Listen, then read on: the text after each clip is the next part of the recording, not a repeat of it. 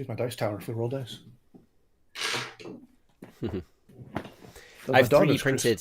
I've 3D printed a dice tower, but I haven't assembled it yet. So it's kind of Necromunda. A Necromunda one. My daughter got me this for Christmas a couple of years ago. That's cool. All right. So, any questions about where we left it off or anything like that? I'm not going to do a recap in the recording. Right, I believe we grabbed the two people who were supposed to be guarding the front entrance to the That's right. Factorum, and we were going to head northeast to where I think we thought the explosion was. Yeah. Hoping the Pale Inquisitor or Pale whatever for this consort, Pale Consort for this not enclave, this town in the enclave might also be there. Because Polonia is not being very forthcoming with a lot of stuff. Martin, can you say something quickly? Yes, I can say something. Okay, yeah, there's a massive lag with your video feed. Okay. Like more like 2 or 3 seconds. Oh. So can you jump off and jump back in quickly? That might fix it. I'm getting like a half second from him.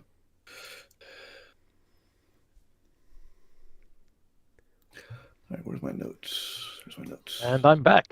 Okay. Hopefully without lag. Yeah, no lag. Good. All right.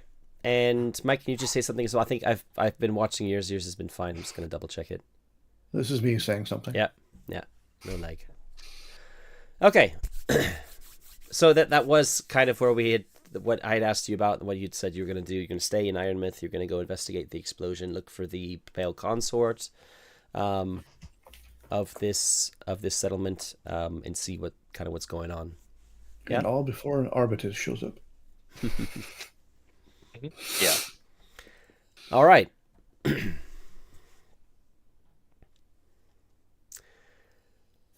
We're going to open this episode with the two of you arriving unmolested at the rail yard in Ironmouth, which is, as suspected, the scene of chaos, basically. Not chaos as in 40k chaos, as in there's just, it's just all sorts of, I can't use a word other than chaos. It's chaos there.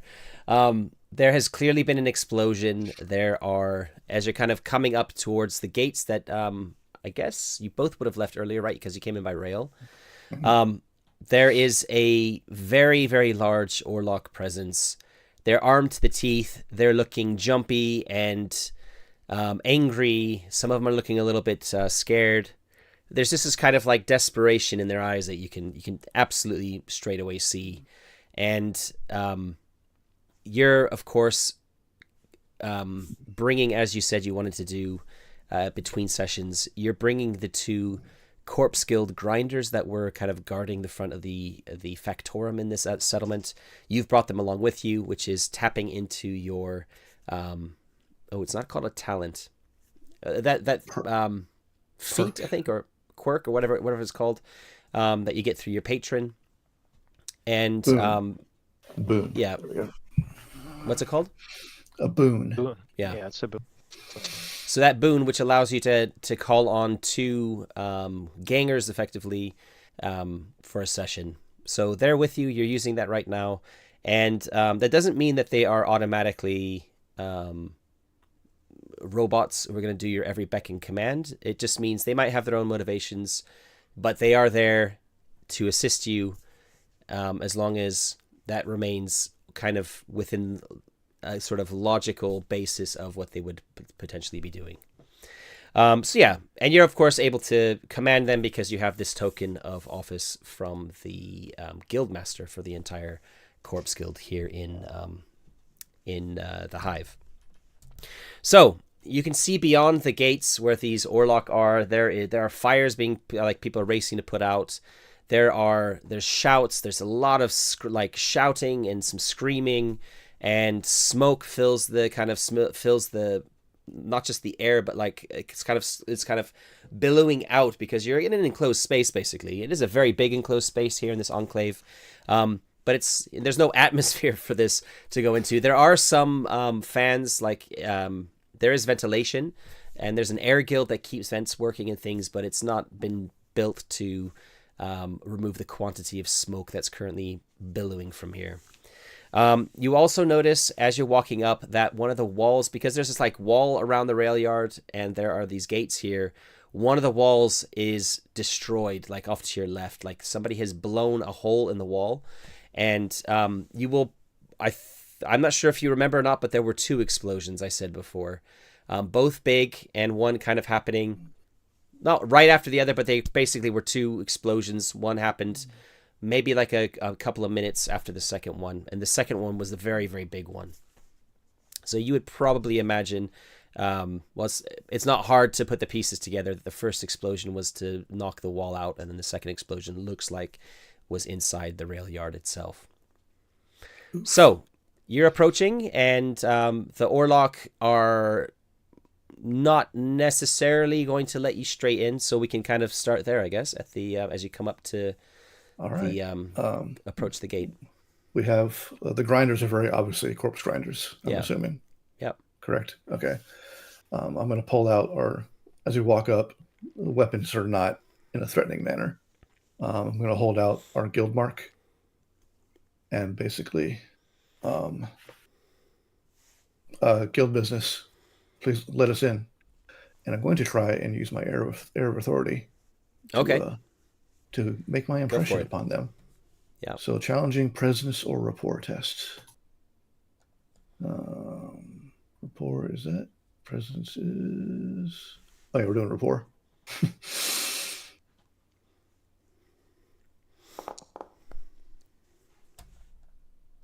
And we're starting the session off great. Impressive failure. All right. I kind of feel like spending a fate point. Oh, it is fate point. Okay. Yeah. So is there supposed to be a click somewhere on the thing? I think you right click on the card, I believe. Yeah, right. Scroll down. Yeah. Got it. Fate reroll test. Adding an SL won't make a difference. Oh, there you go. Oh, yes. You rolled a natural 1. Which is great. It's the best. That was the best fate spend ever. Yeah. So yeah, I mean, basically they're. Yeah, I was gonna role play it where they're kind of a bit hostile, and be kind of questioning your, this has just happened. Can you come back later and collect the corpses, that sort of thing. But with you showing that and kind of mentioning guild business, they're kind of easily cowed, and they let you pass. They don't really say anything to you. They're just kind of like, you can see like they're basically like, okay, yep, you're with the guild, go on in there, and we're just like looking for another threat if something else is going to attack. So they're just keyed up, high alert, and don't see you now as a threat. So you're gonna have +1 influence for the rest of this scene with is it the scene or the let me pull it up. End of the mission, whatever that means. So yeah, I'll have a think about exactly how long that influence. I think because you've used this here inside this area, it makes sense within this area. Yeah, that's what I was that thinking. it kind of lasts for that long. Yeah, you enter, you're allowed inside, and basically you're seeing what I was kind of vaguely describing from before. There was an explosion. There are bodies all over the ground, a mix of civilians and Orlok primarily. You don't see any Delac bodies, although I guess you would be assuming that it was a Delac attack based on what's been happening in the city.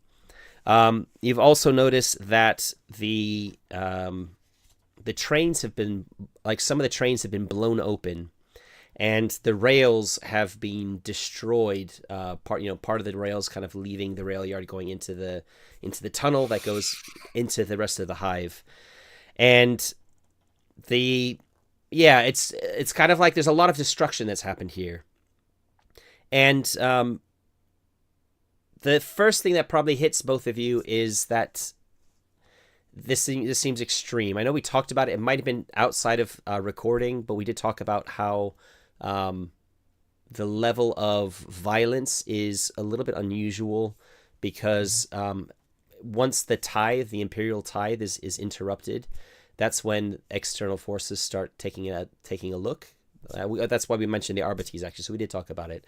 And this also looks very extreme. Like, this is absolutely going to get people's attention because this is one of the main mines in the hive, and it's absolutely going to interrupt, the logistics of shipping, iron out into the rest of the factorums that need them to build things for the Imperium. Yeah, so the Delac must be. You're kind of thinking maybe, the Delac are fucking crazy. Like, what are they doing? So those are the things going through your head as you're looking at this scene of carnage and destruction. Why don't both of you give me oh god, what's it called? It's not perception. Awareness roll. That's the one. And no fate roll on this. It's just going to be kind of like a passive perception, to use a D&Dism. Okay, then I have my photovisors, so there should, in case there's any light penalties or anything. No, there's enough flames and things going on that it's straight up roll, I think. Okay. Nice. All right, so Clovis, as you're kind of just scanning the crowd, I guess it kind of makes sense that Solomon is getting a bit more of a wider view of things and kind of looking around a bit more. Clovis kind of hones in a little bit more on the trains that have been blown open, and you notice that there is one of the trains has. We kind of mentioned this, if you remember, I think in the second session when you arrived, there was a train with like a noble crest on the side. Do you remember that? And there were some guards on it. We're going back months in real time here. Yeah. But basically, when you first arrived, there was just lots of stuff going on. And anyway, there was this one carriage that had a noble crest on the side, and there are some people guarding it. And you realize that one has been blown open, and what you see are bodies spilling out of it. They're not all dead. They appear, all of them, to be unclothed. And some of them, you can kind of get a bit of a view inside, and it looks like there's lots of machinery inside that car, and it kind of fades into the milieu of everything else that's happening here. But you kind of hone in on that and notice that little detail, that there are these like naked like bodies that have spilled out from the explosion.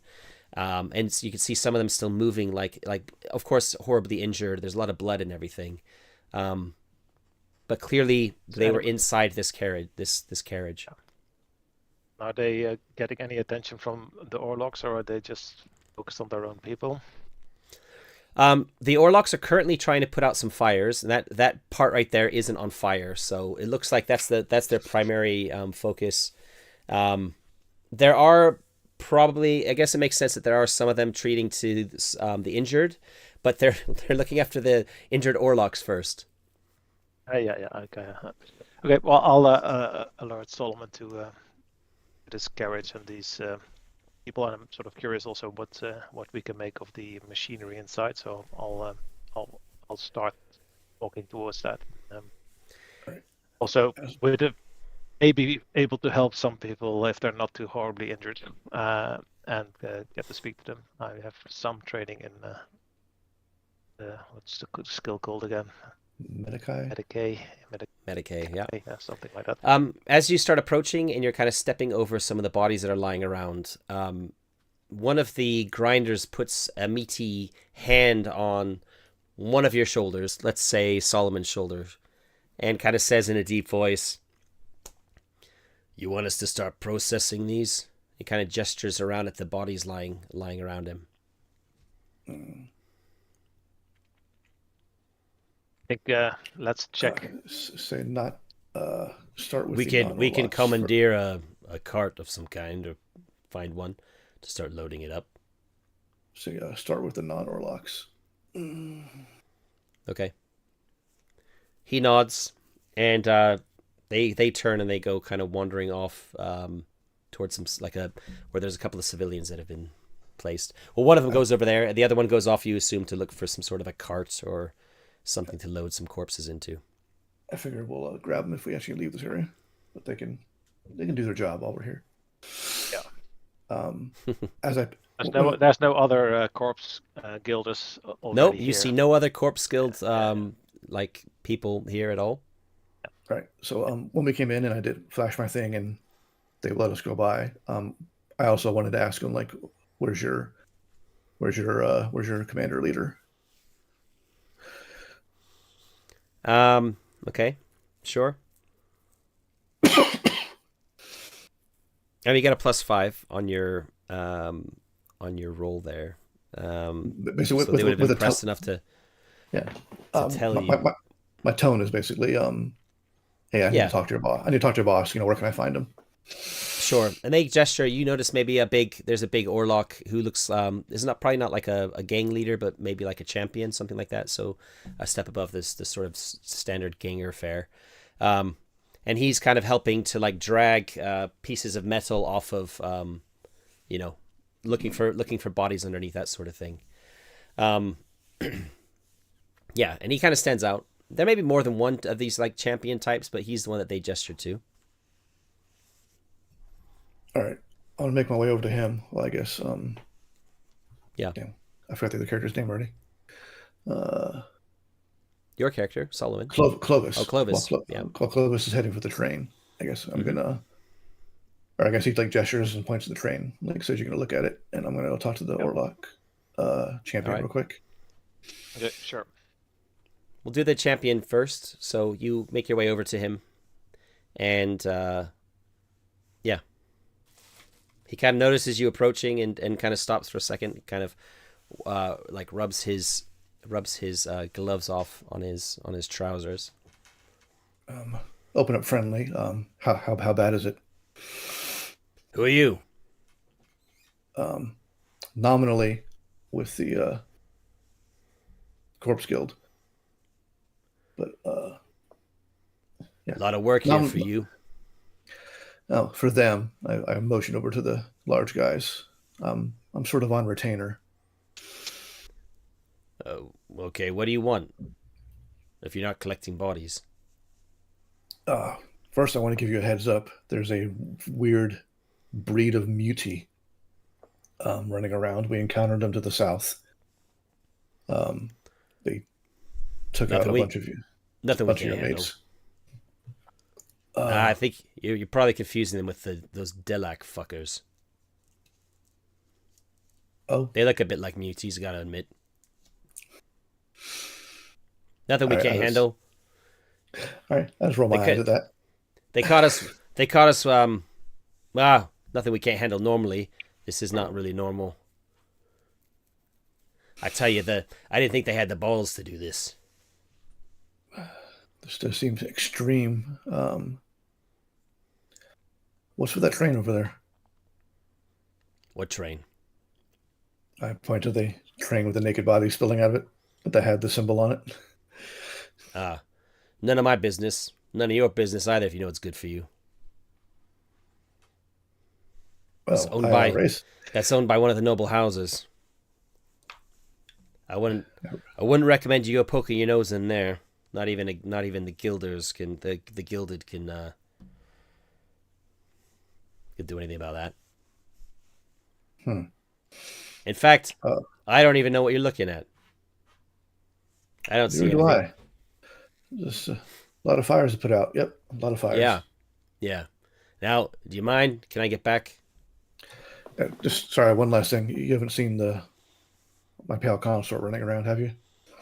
I haven't seen any of your type around here today.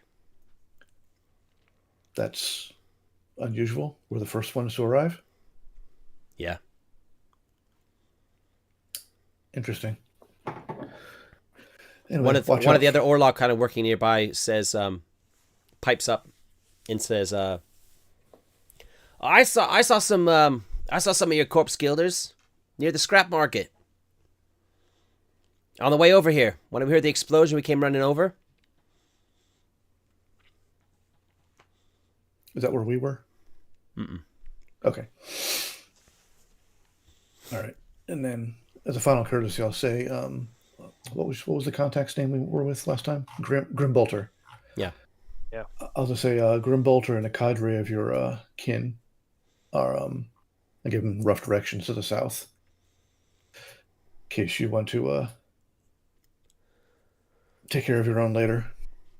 We will. Appreciate it. I appreciate that you didn't kind of looks around a bit, sees that it's just you. Butcher them. We'll go find them. Like I said, I'm on retainer. Aha. All right, he turns his back to you and gets back to work.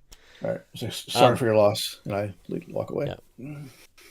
Okay, back over to Clovis. Clovis arrives at the like near the car, and yeah, there's definitely these people are definitely naked. Like they weren't their clothes haven't burnt off them from the explosion, nothing like that. They're you can see inside the remnants of the car.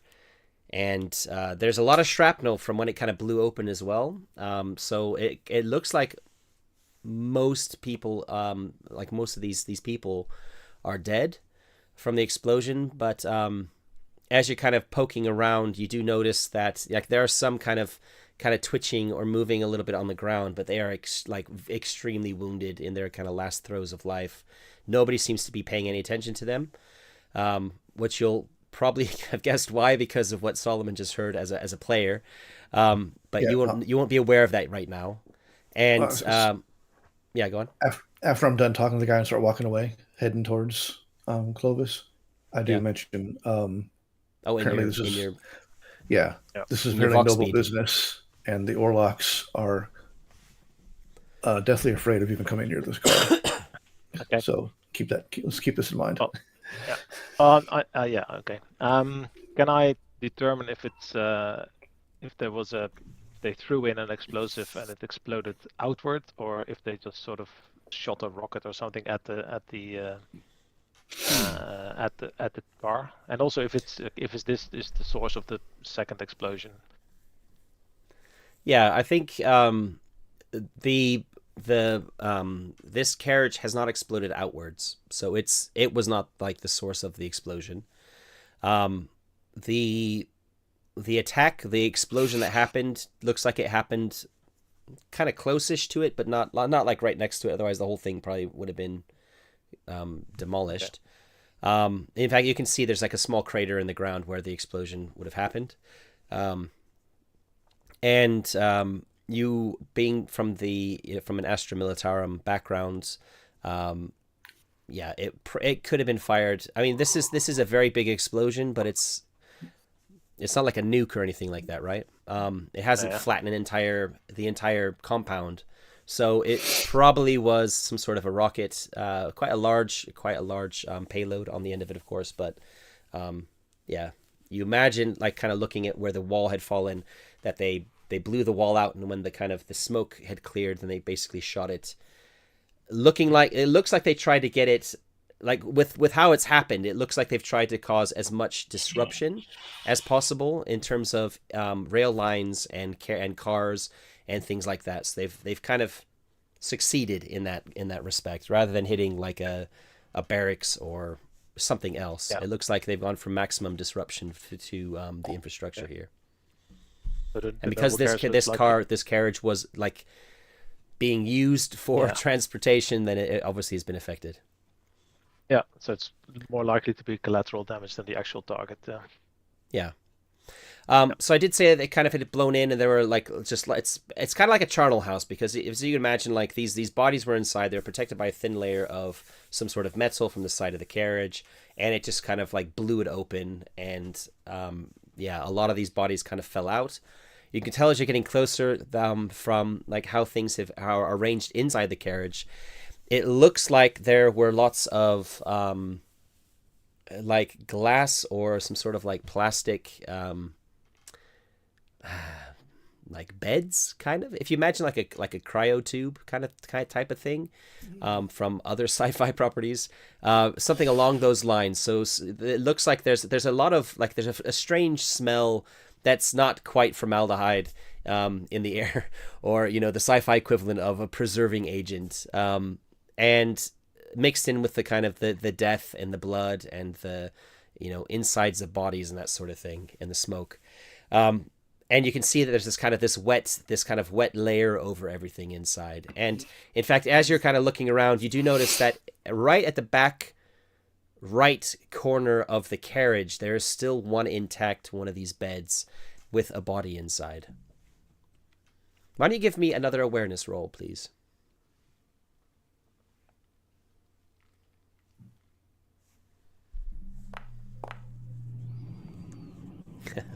Nope. All good. Okay, and that's when, as you're kind of looking at all these things and kind of putting it all together, what's going on here. That's when Solomon joins you. So yeah, Having slight PTSD flashbacks for me. I'm Yeah. unconsciously shrugging my not real arm as I'm looking at the explosion and the damage and the bodies. Sorry, just to clarify, this is character PTSD and not like player to PTSD. I know you're a veteran, yes. Right? Okay. Yes, it's Solomon. Just need to know if I need to tone things down for No, safety. Okay. We're good. He's just having memories of why he looks the way he looks right now. Mm-hmm. Yeah. Well, looks like this is collateral damage. It's quite horrific, but it's I don't think it was the intended target. I'm not sure how seriously we should take the warnings of the Orlocks. Looks like there might be one more person or body inside. Not sure if they survived or not. No, they're just local gangers, and they Orlocks are a house or a gang? Both. I thought they were a house. They're technically a house, okay. but they're like a lower house, so they're a gang house thing. Yeah. But these people here are obviously the non muckety mucks of the house, I guess. Which people? Yeah, the ones who are in this area, the Orlocks here. Yeah, the ones. They're not like the elite upper class Orlocks. They're like the street level Orlocks. Yeah, there's definitely street level gangers. Yeah. Okay. Yeah. I mean, they could just be typical gang paranoia about interfering with nobles, because we're all peons, right? Yeah. I will say the crest. You can find the crest on some like inside the carriage. The crest is like a shield, typical kind of shield shape. It has an eagle on it, and the eagle's head is the skull of an eagle. So it's like a skull with a beak. And it's got some phrase in High Gothic on like a banner underneath it. So whatever pseudo-Latin thing for. Do we by chance recognize? Neither of you will have seen this. Will recognize it from your backgrounds. No. That's clear. Like the only people who have crests like this are the nobility. Yeah. But just so in case you need to there's no name on it. It doesn't have like a name stamped on it. But if you do need to investigate further, then you can find out who it belongs to by the crest, almost certainly. Mike, can you give me an awareness roll for Solomon as well, please? Yes. Please. Okay, and again, no fate point spends on this one. Right. That's fine. Yeah, so what do you want to do? I've kind of described everything that's there. There is this one intact preservation pod, I guess we can call it, that hasn't been damaged, that you can see. Or it might be damaged, but it's at least intact still. All right. Do we have earplug comm range to, or Vox range to Polona? No. From here? No? Okay. Well, that's a very good question. I think they're like a mile, but we're also in like a hyperdense urban area. You didn't really talk about setting up some sort of like Vox channel with her, did you? When you left? Can't remember. I think we did. I'm trying to remember if we've actually talked to her over Vox. I don't remember if we have or not. I guess it makes sense that you would have set up some sort of channel of communication with her. I'll say as long as you're an Iron Myth, you can definitely, you're within range. However, if you try and kind of make a connection with her, there's no answer. Okay. I was just going to basically say, lots of corpses. You'll need a lot of grinders down here, and apparently a noble was taken out. So. Well, you say it if when you think that you haven't seen any. Well, there is one person lying a bit further away, probably thrown by the blast, dead, who's kind of his clothes are smoldering, but he is wearing, like you can tell by the color and the cut and stuff, that this was a wealthier person. But he also lying near him is like a las carbine. So you don't know of many nobles who go around packing weapons. So he's clearly a guard. I was trying like to remember you saw the guards on this thing. Right. And you wouldn't expect any nobility to come down this far into the lower hive either. There's that would be very weird to see. I know, but I remember I got the hint from her that she was paranoid about like stuff escaping, because we all know if things get bad enough, outside forces want to come in and investigate. This was kind of like a warning. Like apparently, like noble business was impacted by these explosions. Yeah, just give her a polite warning that things we were thinking might happen might actually happen. If she doesn't respond, then whatever. Yeah, I think Clovis will go quickly see or look around if any of the injured persons are within his skill range to help, or if we are better off not even trying. Yeah. I mean, there's one. We can say that there's one person bit conflicted about it.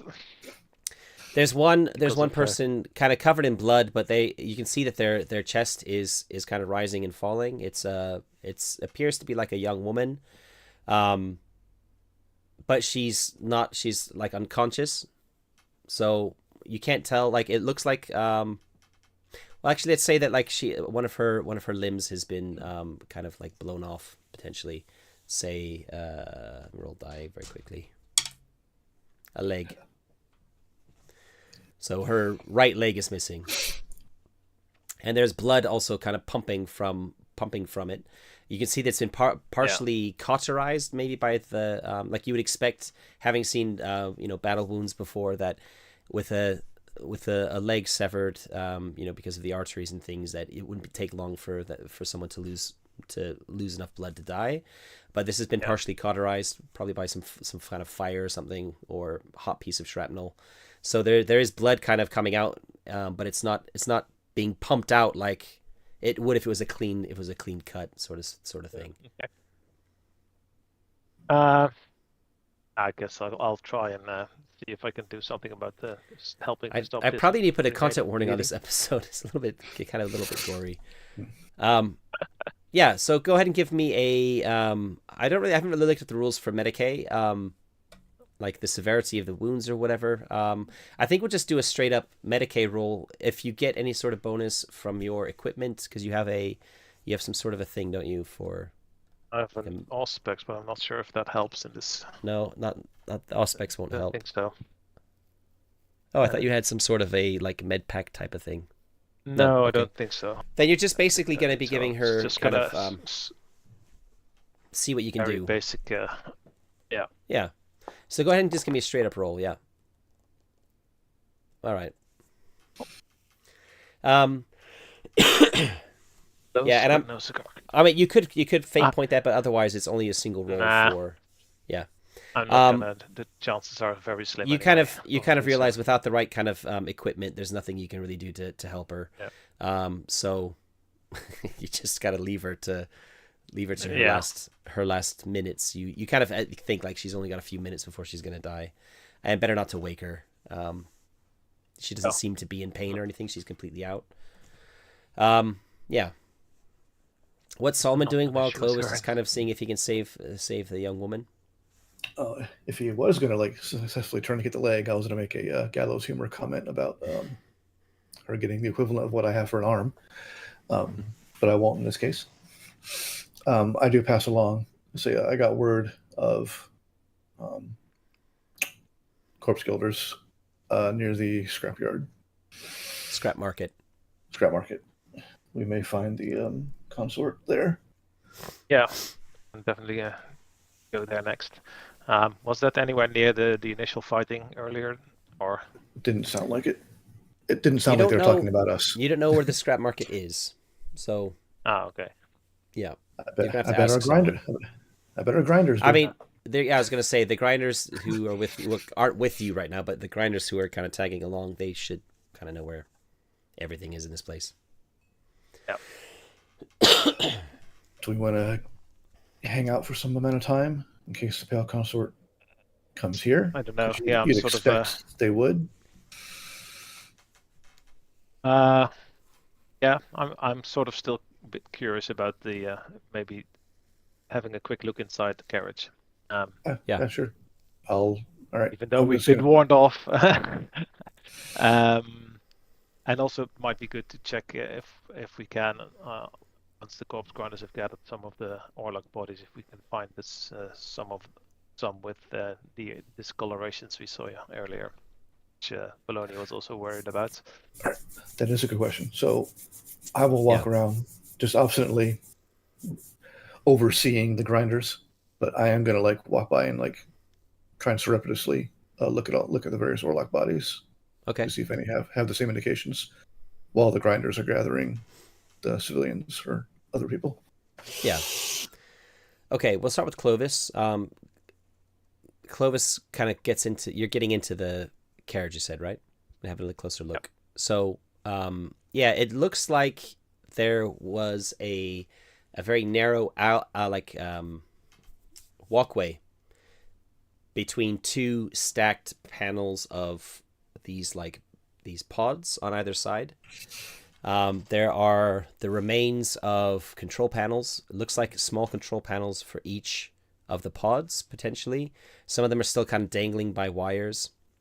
But whatever was powering them has been destroyed or somehow powered off in the explosion. So there's no sparks, there's no light of like electricity running anywhere. And as you kind of make your way to the pod where the person is inside, you kind of notice that they have like a mask over their mouth, and you can tell that they're kind of floating in there. The eyes are wide open with a look of terror, but they've clearly drowned inside. We can actually even say that the mask has been partially kind of pulled off, and they're kind of like mouth is agape, but they're just kind of floating in their dead. It's a young man this time. Like that, you kind of note that, like the young woman outside that you thought you might be able to help. They're both kind of in their like prime specimens of humanity. Like they don't. Often in the hive, you get a lot of people who are malnourished or have some sort of like weird quasi-mutant like blemishes, that sort of thing. But these two look like, early 20s and not something that you would like the kind of human you might expect to find in a bit higher up hive. And you can even see with this one's mouth agape, like the teeth are also in very good condition, which is also unusual, for what that's worth. Okay. So Clovis will probably subconsciously sort of scratch a rash in his on his shoulder, and turn back because clearly not able to help this person either. What you imagined happened was there was electricity kind of keeping them all alive inside Yeah. the pods, and when it got disrupted, then it was no longer like air being pumped into them or whatever. Yeah. Okay. Yep. Then you kind of hop off. We'll move this the camera, so to speak, over to Solomon, and you do. It doesn't take you long to find one of the corpses that has with what you're looking for. I guess you're probably doing it surreptitiously, right? You're not. Yeah, you're not I'm not walking up going, "Hey." Yeah. I'm like walking around like I'm just taking stock of like the carnage. Sure. And certainly the first couple of kind of Orlok bodies that you come across, it's quite clear that they're kind of like you. I have to be very careful what I'm saying here. And the third one you come across, there's been like the clothing has been partially burnt away. This one's actually been kind of thrown, like blown from the blast and thrown into a bit of a corner. You just initially saw the boots, and when you walked over, you saw, oh, it's actually an Orlok ganger that they haven't seen yet. And the jacket has been burnt away, and you can see, kind of similar to before, the hands, which aren't gloved, are kind of like a sort of like a darker hue, skin hue, than the ones you would have seen before. So maybe more like, to use like a real world parallel, maybe like someone from like India, that sort of area. Although obviously Indians have a very wide range of skin hues as well, but slightly darker kind of skin tone. But again, it only goes up to their wrists, a little bit below their wrists, and then like where it's burnt away, they have this kind of pale bluish hue to their skin where it's showing. And dead, of course, too. Quite dead. Well, I mean, you've not taken a pulse, but it's not moving. The corpse. Right. I'm gonna. You said we're back in a corner, so I'm mostly out of sight of people. Yeah, or, yeah. You're kind of. or Well, I mean, they're- there's they're- rubble, they're- rubble and all sorts of shit kind of thrown everywhere. So you're kind of out of sight a little bit. Like if somebody really wanted to see, oh, what's that person up to? They could probably see you, but everyone's doing their own thing. Like there's still fires kind of burning, and yeah. All right, I'm gonna squat down like I'm just. I got a mental picture, like I'm just like in like a posture of thought. But I'm gonna pull out my knife and I'm just gonna slightly like poke at the discolored areas of the skin. It's like normal corpse flesh. And It's not been dead long enough for the rigor mortis to really properly set in, but Right. it's I mean, it would be kind of what you would expect from the flesh of a corpse. I want to slice like a 2 or 3 inch, enough where I can peel back and see what's underneath the skin. Like on the arm? Yeah. Okay. Yeah, you do that, and it looks like pretty standard muscle and sinew. No. Okay. No I like had a alien suspicion. scarab beetles crawling out or anything. It's still good, thankfully.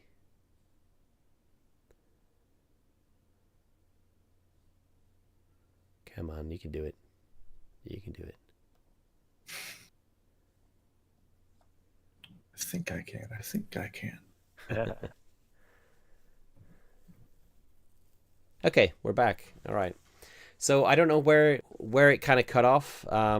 What did I guess if you still heard me, Mike, Martin, what did you last hear?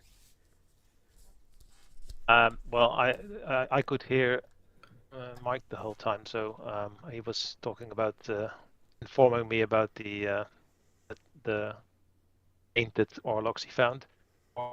So that's the last thing we were discussing. Right. I didn't And hear then you. I don't know I if was- you were speaking as well. I during was that time, talking, so- and then I kind of realized that nobody was talking back, and you were both frozen. So Okay. I Yeah. didn't Last hear thing I Mike got talking at all. was I found the corpse.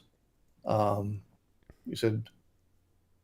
something well, about instead of playing with the recapping, why don't you do it so we can record it too, right? So I'll just Got kind it, of cut okay. from where it was frozen for me. I had literally just been saying that the corpse wasn't. It was definitely a corpse because there was no blood, and that's kind of was rambling on from there. So that right when I'm going to finish that, then go ahead, Mike, and you pick up. Right. After cutting open the skin, realizing it's just normal, looks like normal body underneath, I let Clovis know, hey, I got another green stand Orlock. And then I quickly, even if she's not answering, Polonia found another weird Orlock corpse near the train yard. Okay. If you get this, Yeah. whatever. And I No switched back to our response. channel, No response from Polonia. Okay. of course. I think we might be. It might be a good idea to see if we can get this particular corpse on the cart that the corpse grinders are scrounging up. Take it away with us. Mhm. Okay. I'm going to go find where I'm assuming there was civilians there and gangers, and the corpse Yeah. still just takes all the bodies, right? There's no. That normally, would. at I least. mean, that would be what you assume. Yeah, for sure.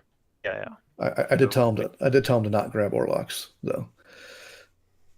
You did, yeah. Okay. But there are enough Just- bodies just- here that there's other civilians too. Right. I did that just to okay. get a good impression with the Orlocks. I'm gonna go up to the grinders. Yep, you find them. Be They're not like- far away. Okay. They have found a some sort of a like loading cart. So it's actually it's on wheels, but it's kind of mechanized, so it's got some sort of machine spirit in it that is able to accept basic commands. So yeah, it's kind of a mix between a wheelbarrow and a pickup truck. Which isn't describing much, I guess. But it's fairly large, so they can definitely kind of load quite a bit into it. All right. Yeah, I'm gonna it's about tell the him- size of like a normal car by today's standard in terms of like length and width. I'm gonna say, once you are finished with this particular spot, I point to that corner, start collecting over there. Be sure to grab that Orlock and bury him in the pile. The Orlock in the corner behind the rubble.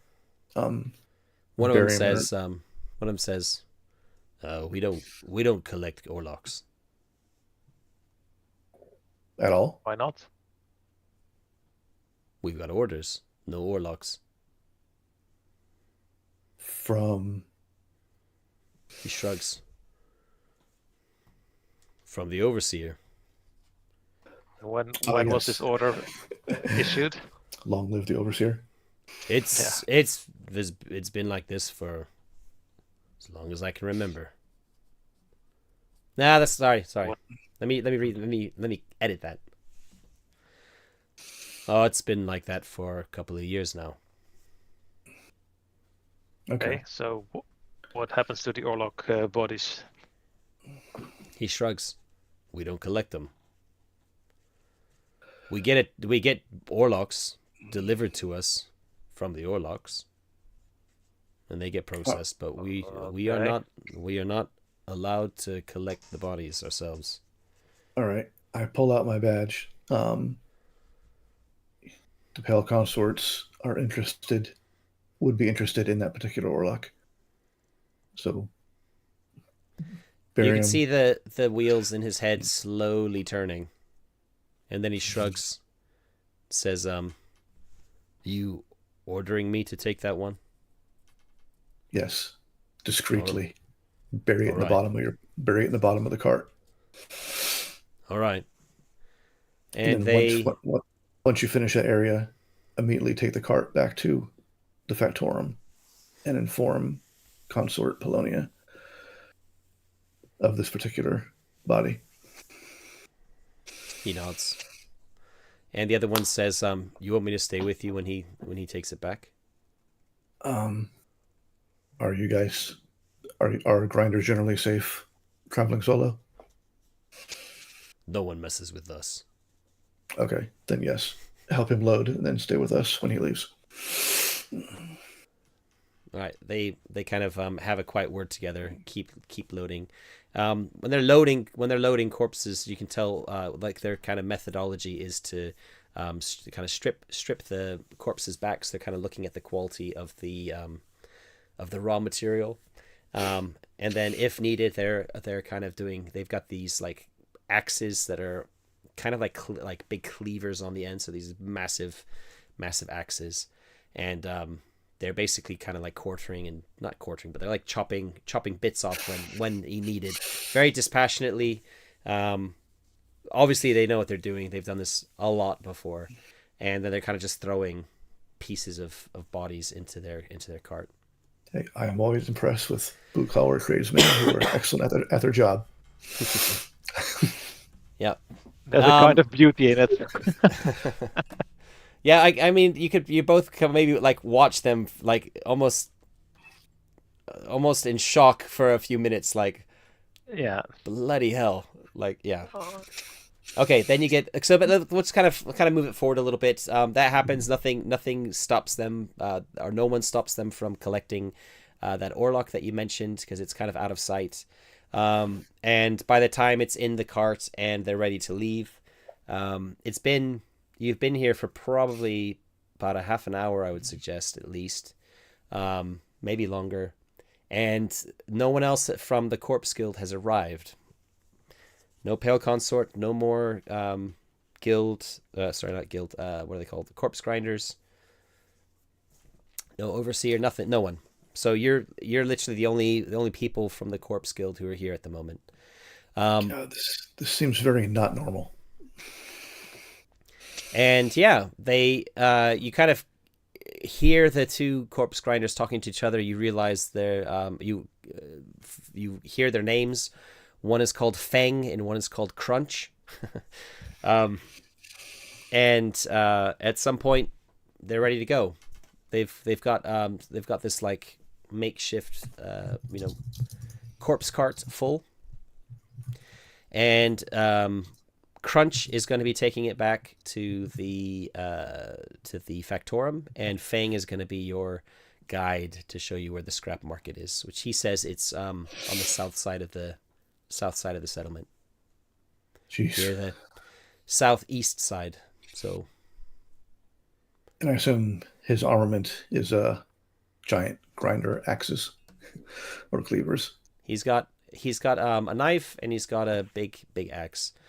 You'd remember that they had some sort of like, I think I said they had las carbines before when they were guarding the front, but they've not brought them with them. Right, they left them. Yeah. Okay. So yeah, that's what he's got. Okay, so you make your way towards the south, and he wants to take you relatively close to the eastern wall of the settlement. Do you want to avoid that? I look at Globus. Short way, or safe way? We don't have it. We don't have meat shields. I don't. Yeah, and Clovis is not too keen on running into any more mutants, so I'm voting safe way. All right. So are you just kind of keeping a little bit of space between the wall, or are you going to go out of your way to kind of go all the way around? Like go right into the center of the settlement and then curve your way back in? Or do you just want to, keep like a block or two between you and the wall?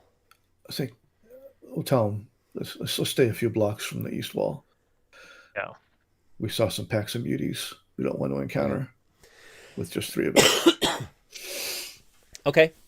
And my shotgun is now out and ready. Yep. So you're making your way down. It's really quiet. There aren't a lot of people around at the moment. It's kind of like a war zone, so people are probably like locking themselves in to their hab units.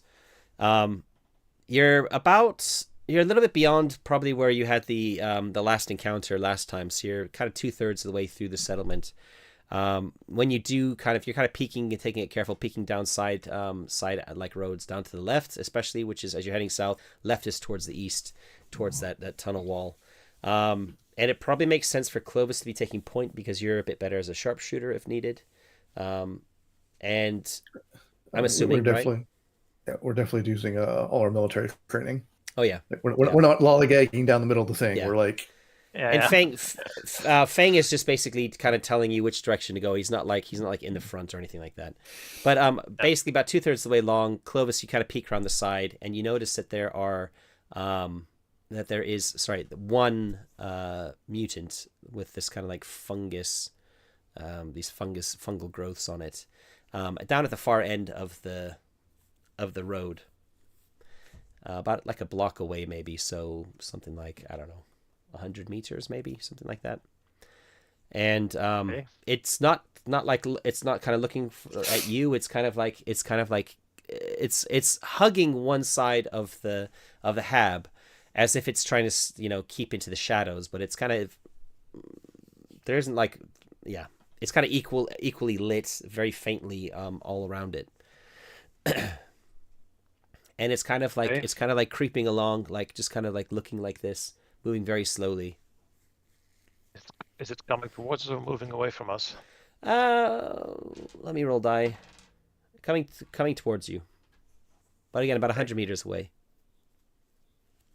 Okay, I think I'll first watch if I see any more movement, and if not, I'll try to line up a shot with my sniper rifle. Yeah. If I can. Yeah, sure. Take him out as range before he. You there's no other movement that you can see. So you wait for a bit, you line it up, and why don't you give me a straight up? Saying, do we when I see him lining up a shot at something, do we want to go loud? No, I have a silencer on my sniper okay. rifle, so Then I don't say that. Okay. I want to try and keep this narrative as much as possible. So if you can succeed at this first roll, then we're just gonna keep moving. I did want to look up range very quickly. I think I've got range in here. Yeah, it's all my range zones, bands. so it's one of those things, right? So it's beyond medium range. It might be long range. Oh no. Long range is up to 30 meters. Oh no, up to 30 meters or more, 2 zones away. I think we'll say it's long range. In terms of but I mean, it doesn't really matter too much because your sniper rifle can shoot long range, right? And it's got extreme range on it. So extreme range, yeah. So yeah, I think we just make a straight up roll with it.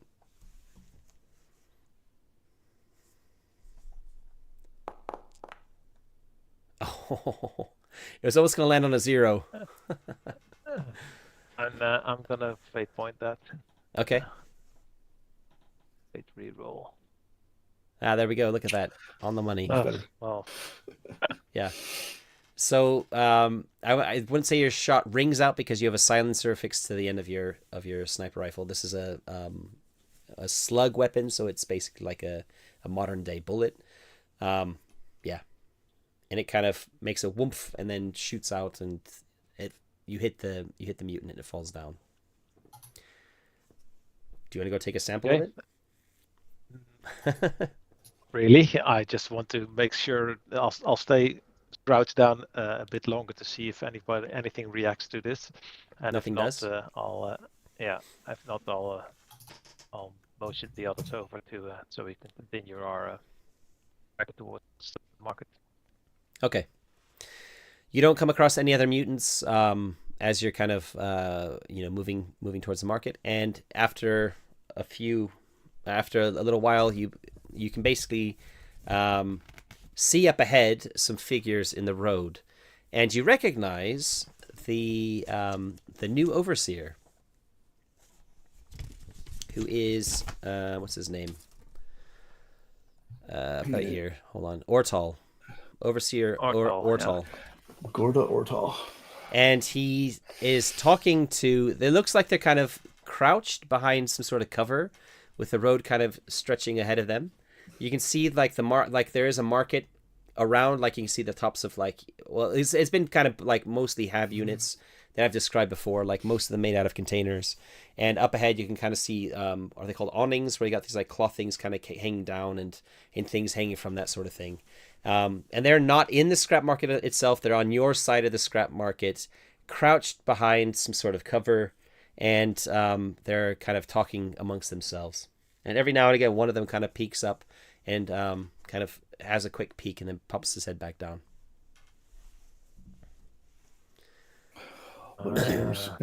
We don't see grinders or... 2 grinders with him. Yeah. Okay. So it's Ortal and 2 grinders, but you don't see a pale consort.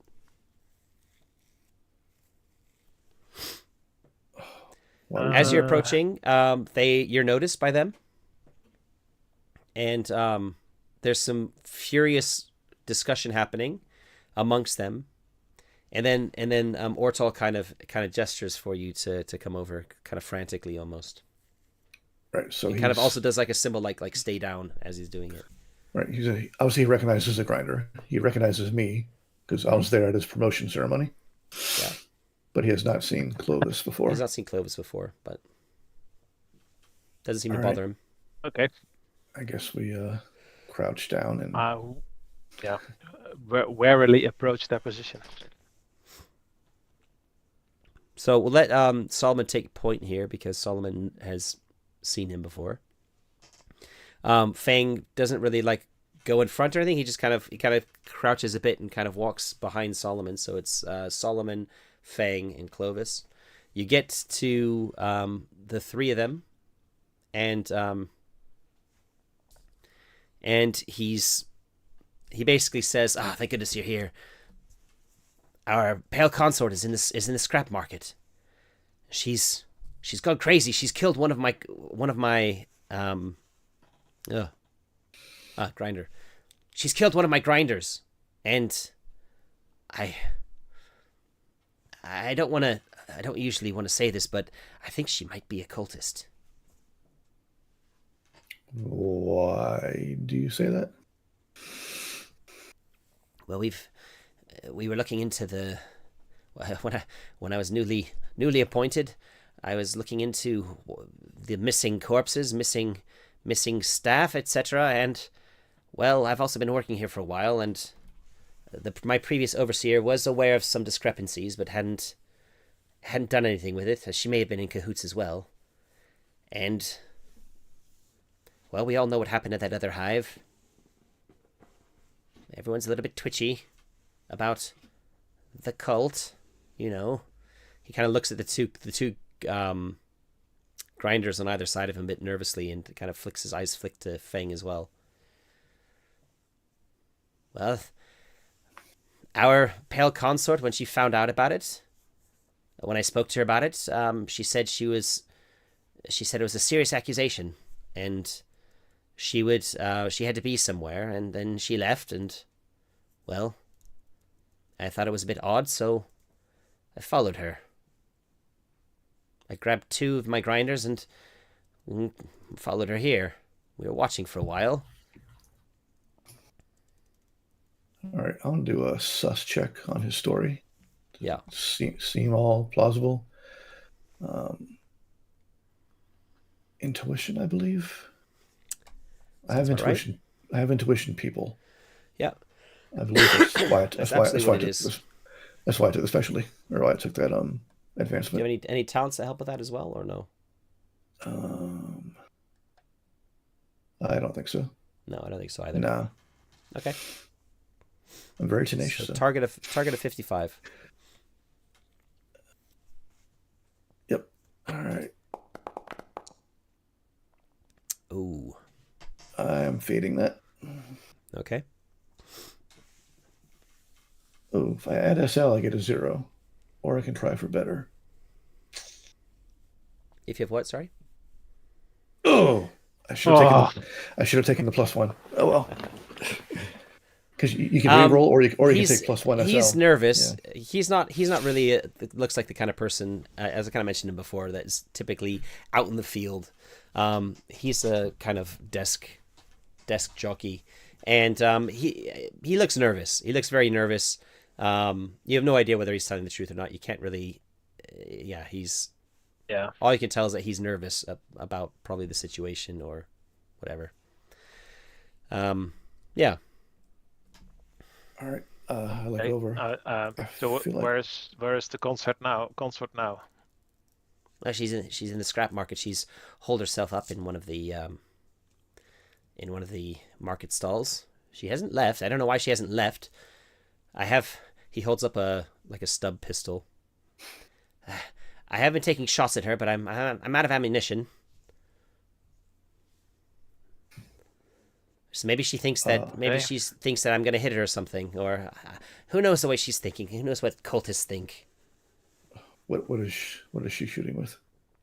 But she has a last pistol. Look at the body. Look at my grinder over there. And he kind of gestures to the middle of the street. There's a dead grinder, and there's a kind of a hole. You'll both have recognized a las wound, like in its chest. All right. Okay. Clovis, cover. I flank with a grinder. Is there a way I can? Yeah. Can I see a way I could flank around, even if I have to go around the block? You hear a voice. You hear a voice shout out. I can hear you.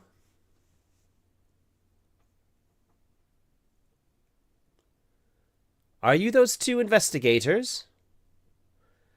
How far away? Ordal starts physically sweating. Don't listen to her. Lies. It's all lies. She's a cultist. It's heretical to listen to anything she says. We've got to kill her as quickly as possible. I'm not the cultist, she says. I am side-eyeing Clovis now. Okay. I think I'm sort of fingering my my last pistol as well. Like if I have to quickly draw because. What? What Sorry, to do? real Well, quick question. Our seals from the Guildmaster, are they just, hey, we're with the guild, or are they like, hey, this is somebody big from the guild with authority from the guild? They're just tokens to say that you're acting on behalf of the guild master. So they're within the guild. They should open any door. My question's leading towards, if I were to pull rank and try and order the grinders to do something against overseer's wishes, would I Yeah, expect? you should be able to with the. You should be able to. Yeah. Okay. Just checking real quick. Yeah. In theory, you've got authority over everybody in this entire in the guild, in this entire enclave, because you're acting on the behalf of the Hive Guildmaster. Yeah. Got it. Okay. Whether they actually honor that is another issue, but in theory you've got rank. Okay.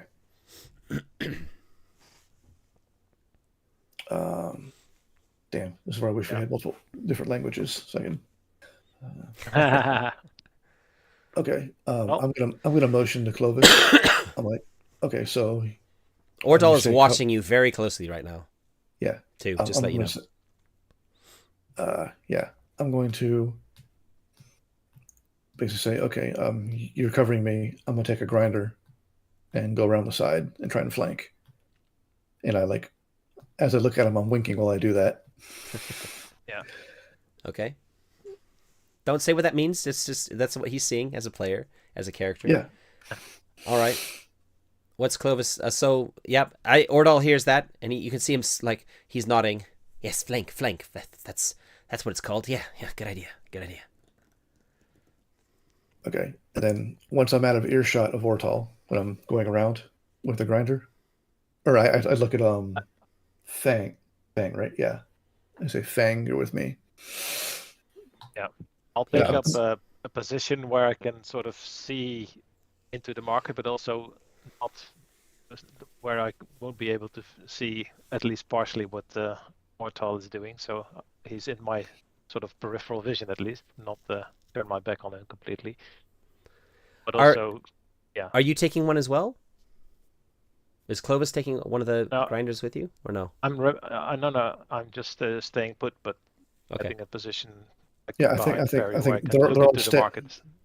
Yeah, they're all staying where Ortal was. I'm sort of honoring the spirit of, or at least like taking up a position where I could possibly give covering fire, but also in such a way that I can still keep an eye on Ortal.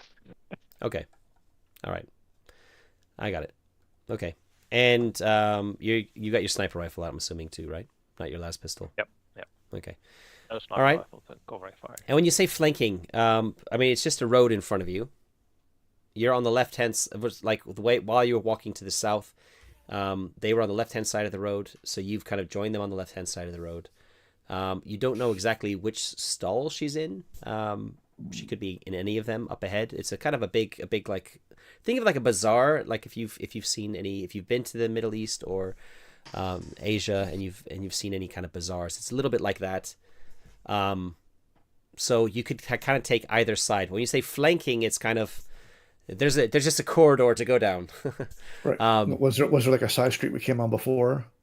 No, you're kind of. It's just the main road that you're kind of on before right now. Right. Well, I'm asking Fang real quick. Is there a way to like go around the block and come from the other side?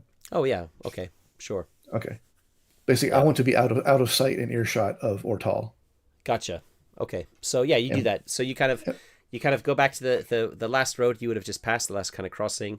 Do you want to cross over the road to get to the other side, or do you want to stay on the side of that you're on?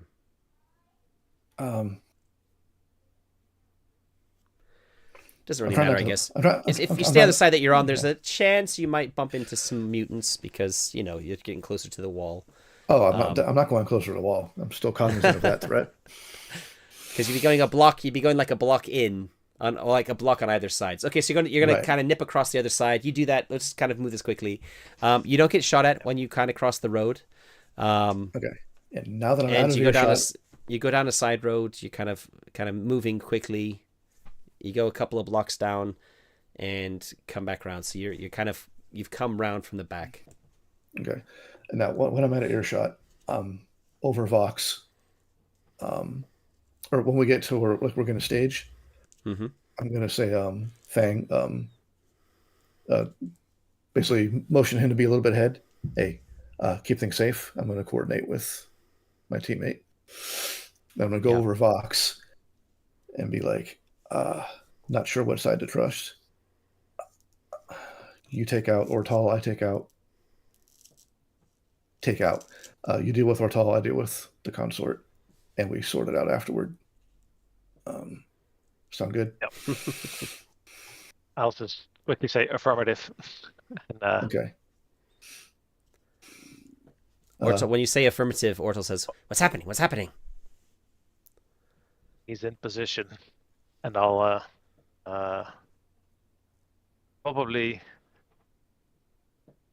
Like Ortal is there with 2 other grinders, right? Yeah. It's not the best position to be in, but at least they're not. He's out. At least he told me he was out of ammunition. So. He didn't show you an empty clip. So yeah. No, I know. Yeah. But Okay. I'll once while I say that, I'll turn to him and draw my last pistol and just aim it at them all. Because Wait, sorry. What you're gonna do that when? Now? when he asked me what, because so he said what I said affirmative. What does it mean? Is that he's in position, and then I'll draw. As I say that last bit, I'll draw my last pistol and. Okay.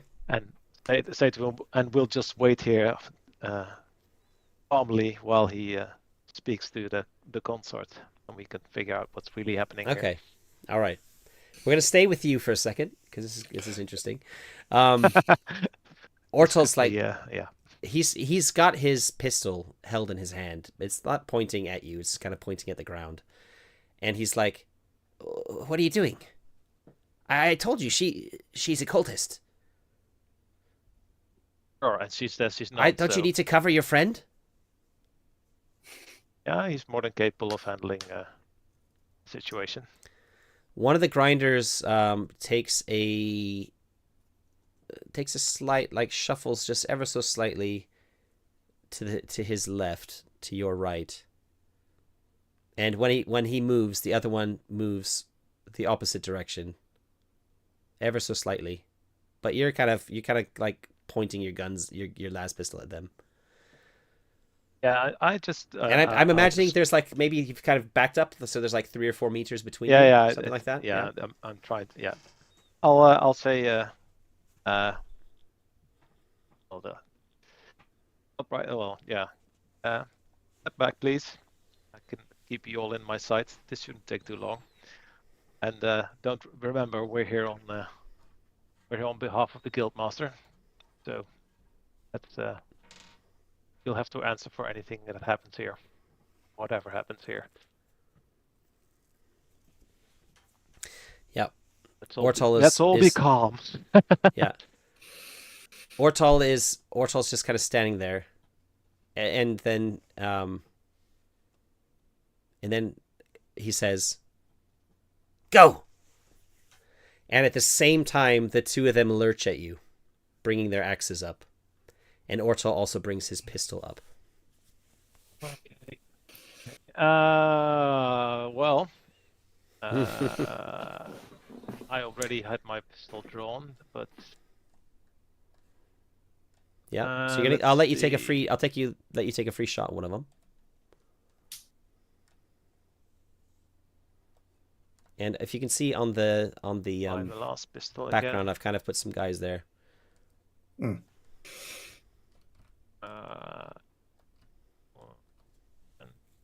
Out of curiosity, how far away am I? Like medium range?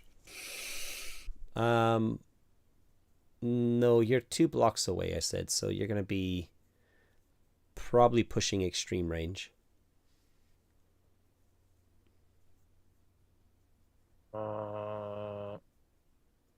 Say like 3 zones using the zone thing. You've got like the quarter of the road is like 1 zone for each block. You're on the other side and he's on the other side, so you kind of have to cross into 2 zones to sprint through, and then they'd be in the 3rd zone, if that makes sense. Okay.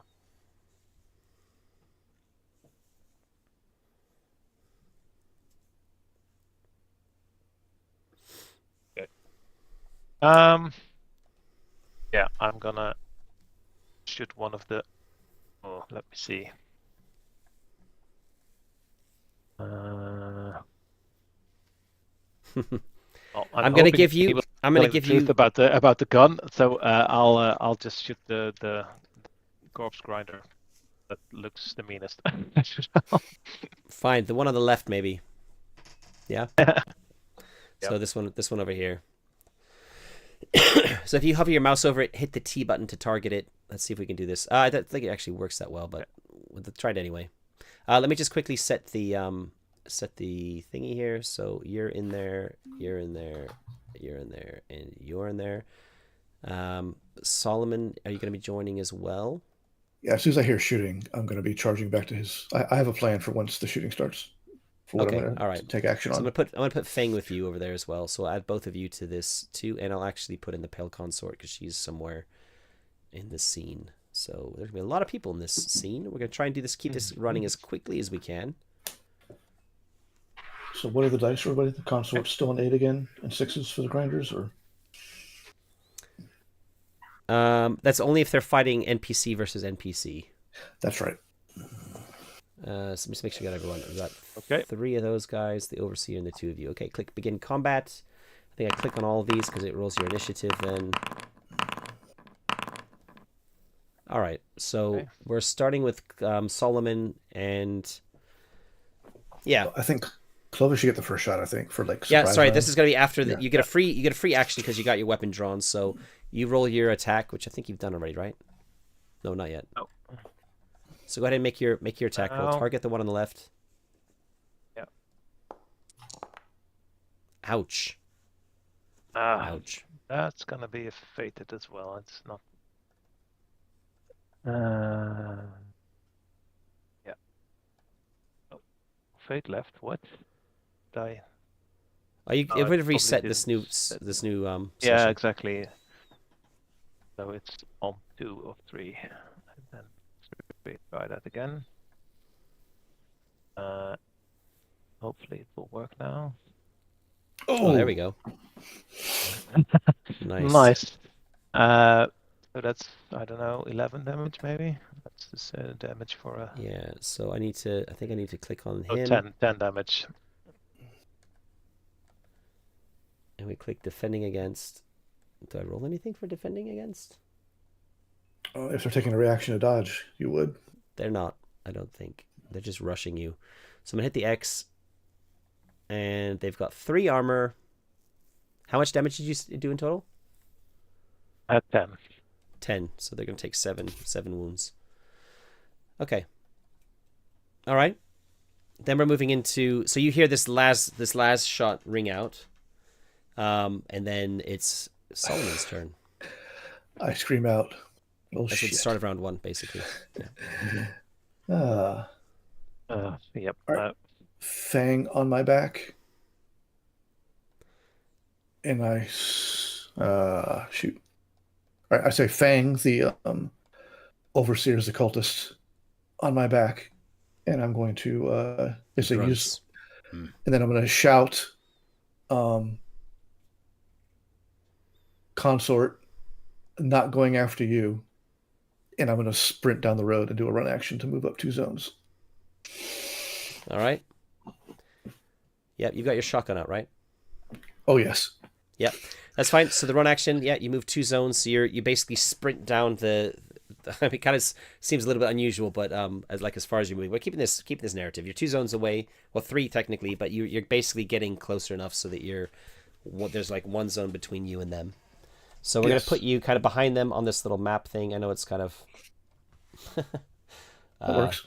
Yeah, just move you like that. The Pale Consort is somewhere maybe like, whoops. moved her too far. Anyway, she's over here somewhere. You don't know where she is exactly. And yeah, we're going to go to the next one. The next one is her. So she she's actually going to come out of as you kind of go running past her, you can hear some movement, and she kind of comes out behind you. So she's letting you take points, but she's behind you now. Fang is running with you. Then we're going to go down to these two. Hack. We've got Hack and Grok. Hack is going to use his move. He gets the move to close with Clovis. And he's going to attack you. Do you want to try and dodge this at all? Or are you going to... Because I think that takes up your... It's going to take up your action, isn't it? Oh, hold on. Well... No, you get one. No, you get a reaction. Yeah. Yeah. Yeah, you get one reaction till the beginning of your next turn. Okay. Yes, I'll definitely try and dodge. That's a dexterity check, or... Well, no, I think melee is always an opposed anyway, isn't it? Melee is always an opposed roll. No, I don't... It's melee is you either oppose, like you're defending with your melee weapon, or you can actually dodge out of the way. Exactly. And dodge is... For dodge, you would roll athletics or... Reflexes. Probably... Reflexes dodge. Oh, wow. I don't have the visualization dodge, but I did invest in reflexes, so yeah, I'll roll the reflexes. All right, so I'm going to make the roll here. It's just a standard roll, no bonuses or anything. Yeah. Let's see how I do. Oh. That was a lot of dice. Nice. Interesting. So I rolled, I'm just trying to go back here very quickly. Hack with his axe rolled a -3. And then Clovis had a -3. Yeah, it kind of rolled it 3 times for that for some reason on the screen here. There we go. Yeah. And it's just reading this, they've got to win the opposed test.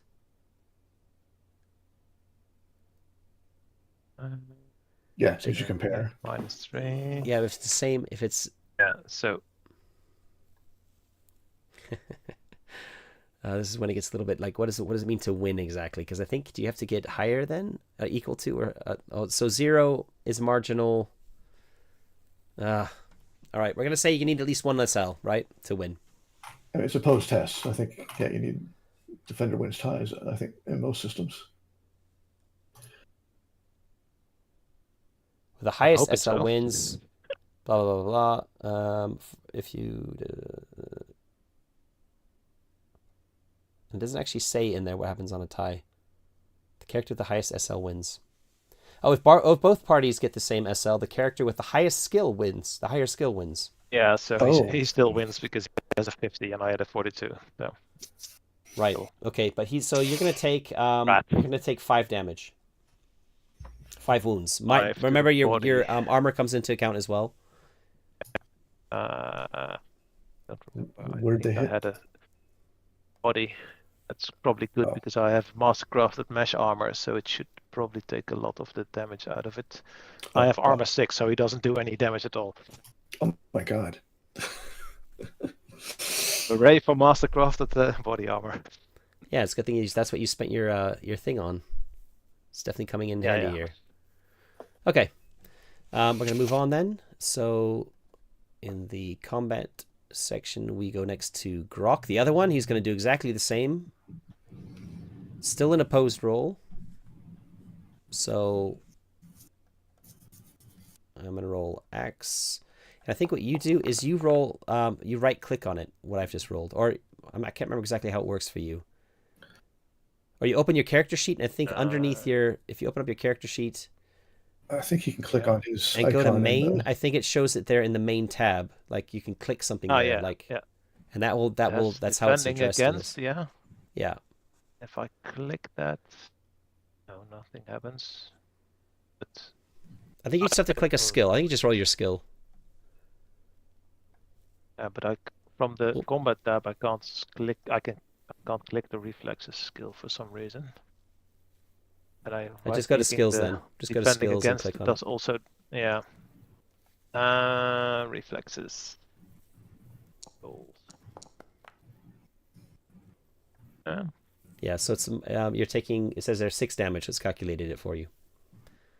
On the leg this time, which has no armor at all, so that's bad. Okay. All right. Then it's Clovis's turn. Right. Now, I think if you're shooting at point blank range, there was a thing we talked about this, wasn't it? I think his weapon has the attribute, right?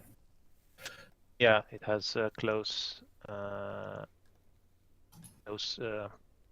rate, so I can use it in close combat. Without in penalty. Immediate range without Otherwise, any disadvantage. That's what it says. Yeah. Yeah. Yeah. Otherwise, I would have rolled with disadvantage. I'm probably gonna shoot the guy I already shot before, hoping The to one on the left? take him down. The one that just chopped at your leg? Yeah, exactly. So he's my immediate concern. I will. If I fire a burst, I'm out, so I have to reload, which is probably not the best. So I think I'll conserve my ammo and just fire a single shot. Okay. Well, that's 9 damage. Yeah. To the body. So he's minus the 3, so that's 6. But that means he's taken 13 wounds, and he's got 13 wounds in total, so he goes down. All right, you shot him in the body too, so just like center mass, boom. Oh, not that. There's a symbol, isn't there, for status effect? Oh my god, it's tiny. I think if you do the other click on the thing, it makes it big across the whole thing. What do you mean? Like if you, oops, I'm not dead. Don't worry about it. Don't worry about it too much. Yeah, that's fine. That's fine. He's down. I'm just gonna hide him. He'll be visible on my screen, but not on yours.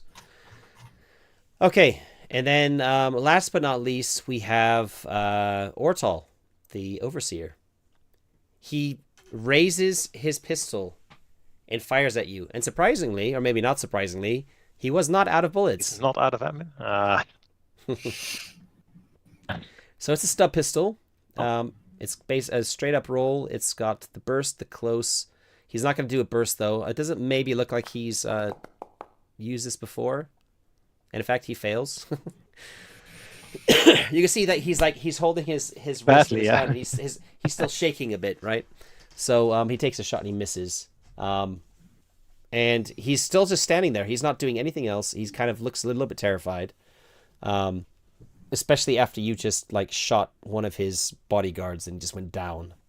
Next, top of the next round, Solomon. You are 1 zone away, so you're kind of like, I mean, you could probably can't see Ortal because he's behind cover, but you can definitely see Hack there.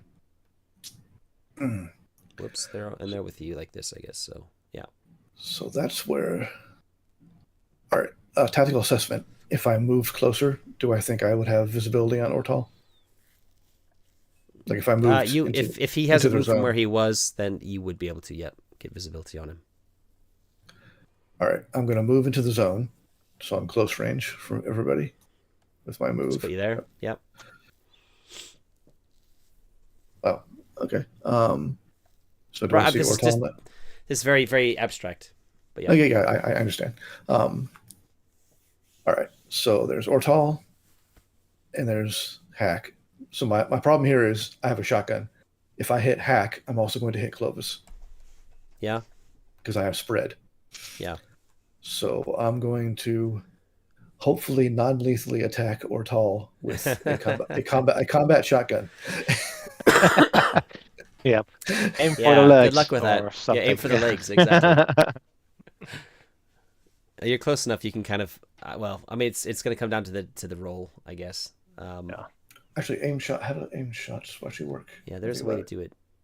It's probably a minus something, I'm guessing. Yeah. There's aim. I don't want aim. Or is it aim? Aim is in most cases you can only aim the head or arm cover. Blah blah blah. Actions: aim a single well-aimed shot. No, I'm trying to target body Target location. location. It's an action called target location. Okay. So I can't do it then. Why not? You have to you roll at disadvantage sorry. on the success you ignite. Yeah. Oh, sorry. It's my attack action. Okay. Yeah. Oh, at disadvantage.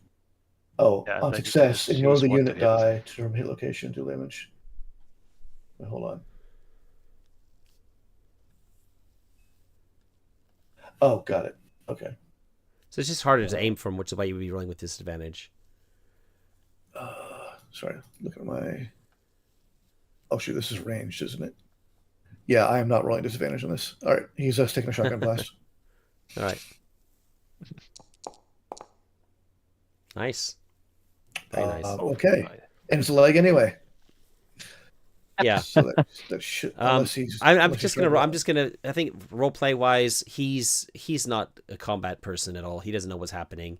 You just basically hit him in the leg. And so, how much damage is that altogether? 9. Oh wow. Okay. Yeah. He falls to the ground. He's not dead, but he's taken 8 wounds out of 11 in total. And screams. He drops his pistol. He's grabbing his left leg and screaming. And after the blast, I was going to I didn't rig my Laud Hailer beforehand, so I can't do that for effect. But basically, it's like surrender as I take his leg out. Yeah. All right. And I'm also screaming. I'm screaming surrender. Stand down on order of the Guildmaster. Yeah. Hoping to get an effect out of that. Caius runs up alongside you, aims, and shoots at Hack. I guess aiming, I'm not sure she's actually going to aim. But that takes an action. It takes a full action, so she's not. She's going to pop a shot off at this, at Hack here. So she's going to target Hack. Oh, and this is where I'm doing NPC versus NPC. So, Clovis, so Martin, why don't you give me a D6 roll? 3. All right, she got a 7, which means she gets +4 SL, and I rolled a 3 on her dice, so she's doing 7 in total. To him, minus his armor, so she just basically hits him with some with a las. He gets hit from behind, of course. Then Fang. I mean, they kind of all go at the same time. I guess Fang, he kind of runs in. And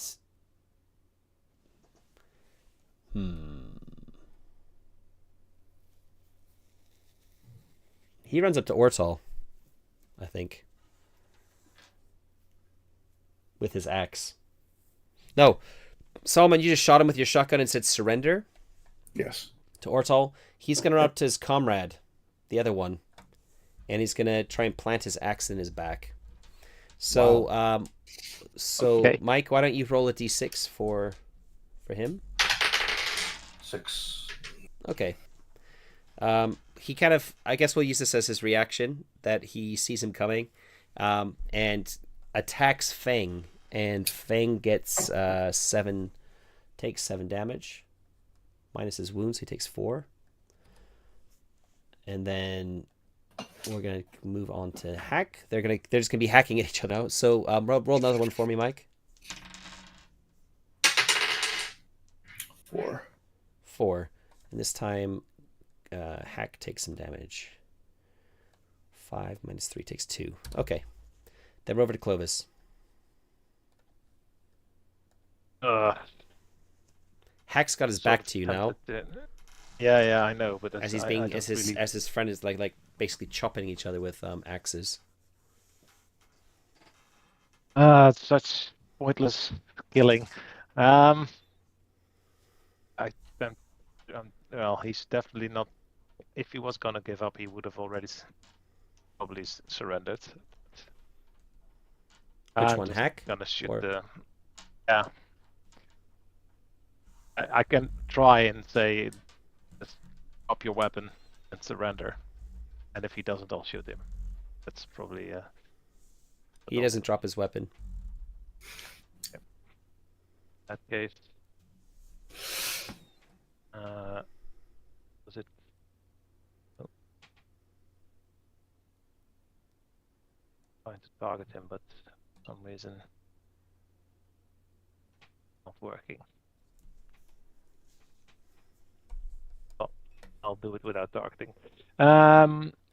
Yeah, I'll just do a straight shot at him again. Ouch. Ouch. Do I want to spend my last fate here? Probably yes. Try. Why is it not working? What's happening? I can't right click for some reason. Have I spent all my fate already? No, I still have one left. When you right click, you might need to scroll down. Yeah. Okay. Ah, right. Yep. That's it. That was it. Like opens below. Yeah. Well, I'm very lucky with my rerolls this time. So that's Jesus. you're shooting Ortal. That's the no. Okay. Hack. The grinder hack. And that's for 8 damage, right? No, it's 10 damage. 10 damage. Yeah.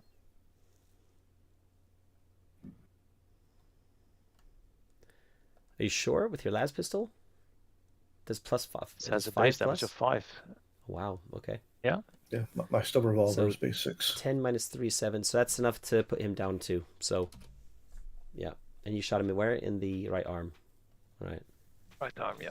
Which is the arm he's got his his axe with. Okay. And Overseer basically, when he sees what just happened, throws his.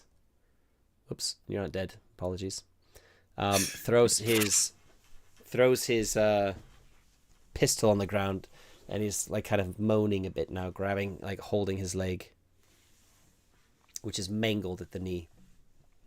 And combat's over in 2 rounds. Nice. Okay. So, Caius has her mask on, so you can't see her face. She is dark-skinned, kind of similar, not a similar complexion, but I think we said Polonia was kind of darker-skinned as well. And she has quite a much more like melodious voice, or actually has emotion coming through her voice as opposed to Polonia. Well, at least when you kind of heard her talking before. And then she says she kind of holsters her last pistol once this kind of all gets taken out, and says, "Took you boys long enough to get here." Yeah, well, there's a full-blown gang war going on. Yes, I did notice. So I still have my shotgun out. Yeah. But it's just like this now, because I don't fully I guess. know what's going on. I don't know what's going on yet. Yeah. And first, Clovis, how's that gash? Yeah, it's not very good, but I can manage. It will need seeing too soon. All right.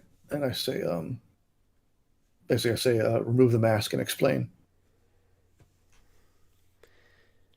She kind of looks at you for a moment and says,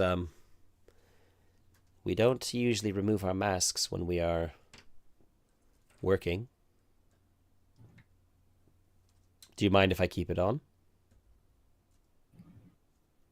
You'll get a disadvantage to any intuition roll while she's got the mask on. I know. That's why I'm wanting the mask off. Okay.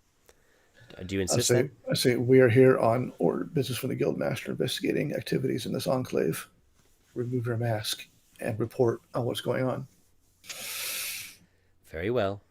She takes the mask off, and yeah, she's a human woman beneath, probably somewhere around like mid-30s ish. Yeah. So she takes her mask off, and she says that she's been investigating the corpse. Basically what she thinks has been corpse grinder cult activities in here in the enclave, especially specifically in the settlement that we're in. And she also noticed something irregular with some of the corpses that were being brought in. Something to do with fungus, she says. Yes. And she's been investigating the corpse. She's been investigating the cult for a few months now, quietly, and she has to be very careful because she doesn't know who she can trust. And the reason she's here now, when the explosions had gone off, she kind of gestures. You basically may have just clocked it when you're running past. There were some dead bodies in the street near where she was hiding. She kind of gestures over there and says she's tracked down the fungus she believes to be something to do with Greenfinger. And Greenfinger is being sold here from the scrap market. And when she kind of gestures, she says, they were the suppliers. And you notice that there are 3 dead Cawdor gangers lying in the street. Cawdor are the kind of religious zealots. Right. Remember, there's a Salvation Gorge. Yeah, from the Western City settlement. They're kind of they kind of control that settlement, and that settlement also has no Corpse Guild influence or factorum. We kind of talked about that at the beginning, which we thought was kind of weird. Yeah, but that zealot thing still provided corpses. Just the guild didn't go in and get them, right? Or no, they burned. They burned them. Yeah, they're cremating their remains. They burned. That's right.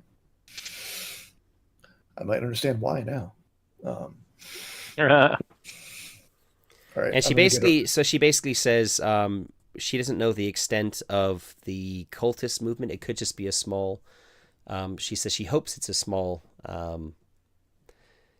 infestation of the corpse grinder cult here in Ironmouth, and that it won't require any outside influence. But her investigations are still ongoing.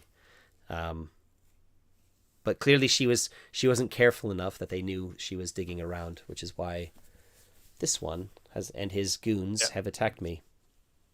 So you're saying corpse grinder cult, not Gene Stealer cult? She kind of frowns when you say that. No. Stealer cult. I'm asking you who's the GM. Yeah. Okay, you're saying corpse guild cult. Okay. Corpse grinder cult. Oh yeah, there's lots of cults in 40k. Okay. Sometimes hard to keep track of them all. Yeah, because we had a conversation about Gene Stealers last time. Yeah, I want to make sure you were getting the right word. Okay. And it's kind of confusing because there are 2 hives in Necromunda history that have both been eradicated by the powers that be. One was because there was a Gene Stealer cult outbreak, and the other one was because there was a corpse grinder cult outbreak. Oh, great. But like full on like trying to take over the entire hive type of thing, right? So there's cultists like in all parts of the empire. So it doesn't necessarily mean that there's a huge threat here necessarily. But yeah. But how much would it be common knowledge? Like there was what the cause was? Is there that there was a Gene Stealer cult? Is that something? I think so, because the entire hive was like basically bombed from orbit. Mm-hmm. And they put this massive ring around it which is still manned. I don't know how much of that is public knowledge. I was just thinking about how probably much not a secret information. Yeah, so people would people know what to look out for? I think probably the official line might have been something more like the hive was overcome with Xenos threat rather than naming this Gene Stealer cult. But again, we have said that you being both ex-military, well, specifically, I think more Clovis would have kind of knew what he was looking at. That's what we had said. Yeah. All right. Okay. I'd have to get a read on everything she told me. Give me an intuition roll. The sus check. The sus check. Yeah. Oh man, you're on the ladies today. I am fading that one. We're going to be kind of finishing soon, so if you have any fate points left. Wow, still ministry. All right. Okay. I'm inclined to trust her anyway. This would have just been. Yeah, so you can't really tell. You're not. Yeah. All right. I'm going to holster my shotgun.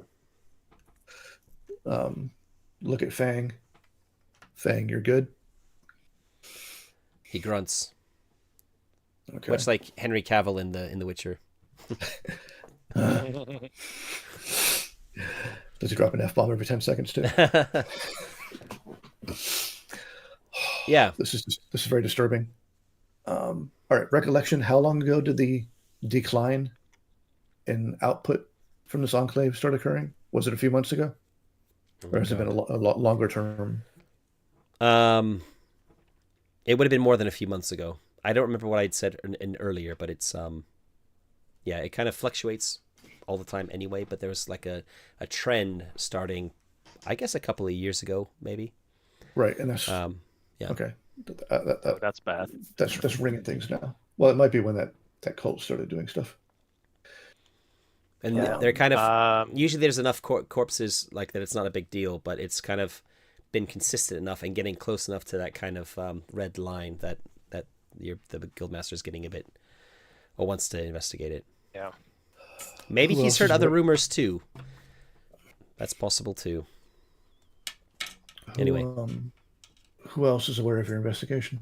And at this point, I've holstered my shotgun, like it's back in my sling on my back. She says no one. I've not mentioned to anyone, but clearly I've not been covering my tracks well enough. Yeah. And she kind of glances at Fang and says, "Well, I guess we have to trust you. What's your name again?" And he tells her, "Fang." Yeah, of course it is. Oh, she'll know his name. He works in the same settlement as her. No. Yeah. Fine. So she says, I guess I'm going to have to trust you, Fang. Don't make me regret it. Again, he grunts. All right. In the meantime, Otal is... go on. I'll say, as I holster my shotgun, I'm going to say, you can go back into working mode with my eyes pointing at her mask. She puts it back on. Ortal is kind of whimpering now and says, "My leg, please, my leg. I'm losing a lot of blood." Oh, You'll live. We could separate it and tourniquet it. I can try my luck again at the first aid in the field, but I'm just looking. I was looking up rules for that, but I can't really find it quickly. Healing rules or meditate skill. Yeah. I guess you also tell Kalis that Polonia is in charge of the. I was about to get to that. Okay, we don't need to roleplay that. I think we need to kind of roll this up fairly quickly. Sure. At least the gist is Polonia. In case you're not aware, Overseer Benicroft was demoted via Las Pistol. Yeah, she definitely knew about that. Okay, Ortal was replaced. In his absence, Polonia is managing the Factorum, and she has taken samples from various corpses that came back while we were out earlier and deduced the virus connection you mentioned. I see. Or the fungus connection. And we also got attacked by a swarm of muties of a fungal variety. Mutants of a fungal variety. Interesting. I think I saw one from afar on the way over here. Yeah, I think Bologna also took samples from those corpses, right? Yeah. Yeah, she did. Yeah. So, there's definitely something untoward happening here with possible cult activity and these mutants, and maybe a connection there to the Cawdor fanatics.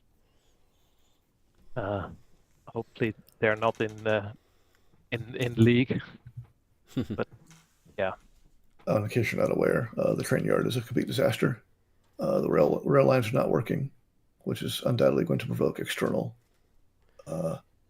concerns. She nods and says, "The explosions, I take it." Yep. Supposedly, Well, Daylock initiated aggressive gang war.